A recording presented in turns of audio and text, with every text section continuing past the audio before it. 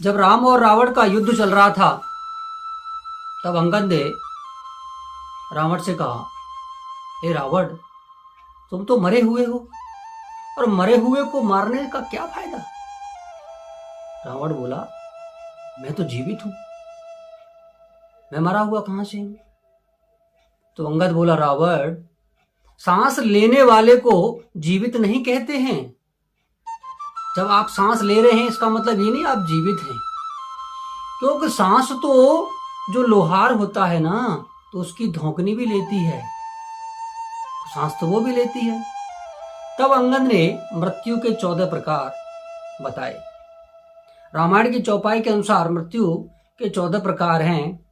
कौल काम बस कृपिन विमूढ़ा, अति दरिद्र अजसी अति बूढ़ा, सदा रोग बस संतत क्रोधी, विष्णु विमुख श्रुति पंथ विरोधी, तनु पोषक निंदक अधकामी, जीवित शव सम 14 प्राणी।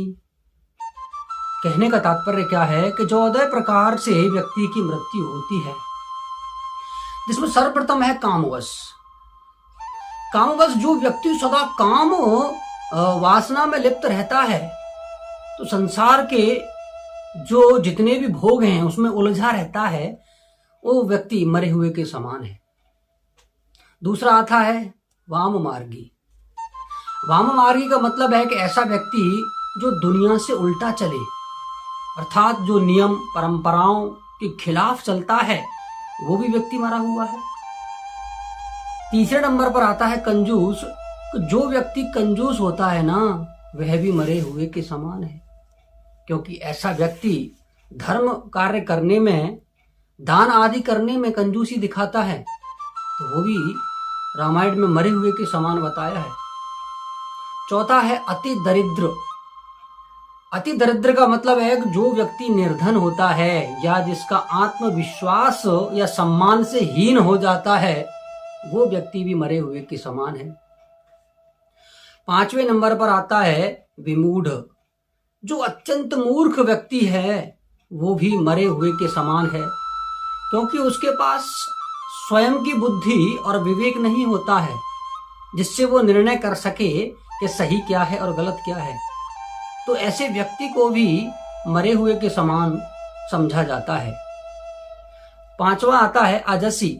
छठवां अजसी आता है कि जिस व्यक्ति को संसार में बदनामी मिली हुई हो, उस व्यक्ति को भी मरा हुआ मान लिया जाता है, यानी जिसकी बदनामी हो गई हो वो व्यक्ति भी मरे हुए के समान है। सातवां आता है कि सदा रोगवश। जो व्यक्ति सदा रोगी रहता हो उसे भी मरे हुए व्यक्ति के समान माना जाता है। और ऐसा व्यक्ति क्या है कि अपनी मृत्यु की कामना में लग जाता है कि हे प्रभु, अब तो बस मुझे मुक्त कर दो, क्योंकि रोग इतना कष्टकारी होता है। आठवां आता है अति बूढ़ा। जो अत्यंत वृद्ध व्यक्ति भी मृत व्यक्ति के समान माना जाता है। क्यों? क्योंकि जो अन्य लोग होते हैं ना, वो व्यक्ति उन पर आश्रित होता है। जब ज्यादा बूढ़ा हो जाएगा तो लोग बागों को उसकी सेवा करनी पड़ेगी, और परिजन भी फिर थक हार करके ये कह देते हैं कि भाई अब तो परमात्मा इसको उठा ले। तो अति बूढ़ा भी मरे हुए के समान है। नवा आता है सतत क्रोधी। ऐसा व्यक्ति जो 24 घंटे क्रोध करता है, जिसके 24 घंटे क्रोध उत्पन्न होता रहता है, और क्रोध के कारण मन और बुद्धि दोनों ही उसके नियंत्रण से बाहर हो जाती हैं। क्यों? जब व्यक्ति क्रोध करता है तो उसकी बुद्धि पर उसका नियंत्रण नहीं होता है, तो इसलिए रामायण के अनुसार ऐसे व्यक्ति को भी मरे हुए के समान माना गया है। 10वां है अघ खानी। अघ माने पाप। तो जो व्यक्ति सदैव पाप कर्मों में रहता है, पाप की ही कमाई को खाता है और पाप से ही कर्म करता है, वो व्यक्ति भी मरे हुए के समान है, मृतक के समान है। 11वां है तनु पोषक। तनु माने और पोषक, यानी कि ऐसा व्यक्ति जो खुद को, यानी खुद की स्वार्थी के लिए ही जीता है, यानी खुद ही का स्वार्थ उसमें निहित होता है और सिर्फ यही सोचता है कि सारी चीजें पहले मुझे ही मिलें, यानी कि जो हो पहले मेरे लिए हो। और ऐसा व्यक्ति जो ऐसी कामना रखता है वो भी मरे हुए के समान है। 12वां आता है निंदक। जो व्यक्ति अकारण यानी कि बिना कारण के दूसरों की निंदा करता है, बुराई करता है और सिर्फ कमियों को ही देखता है, जब भी आपके पास बैठेगा तो किसी ना किसी दूसरे की बुराई करेगा। ऐसे अधिकतर व्यक्ति आपको मिल जाएंगे जिनके पास सिर्फ यही काम है, दूसरों की निंदा करना। तो ऐसे व्यक्ति भी मरे हुए के समान हैं।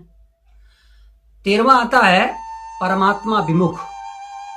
अर्थात जो व्यक्ति परमात्मा से विमुख होता है यानी कि परमात्मा का विरोधी होता है, भगवान का विरोधी होता है, वह भी मरे हुए व्यक्ति के समान उसमें गणना की गई है। अंतिम आता है श्रुति संत। श्रुति संत क्या है कि ऐसा व्यक्ति जो संतों का और ग्रंथों का और पुराणों का विरोधी हो, यानी कि जब उसने संतों का विरोध किया हो, पुराणों का विरोध किया हो, वो सभी क्या है, मृतक के समान है।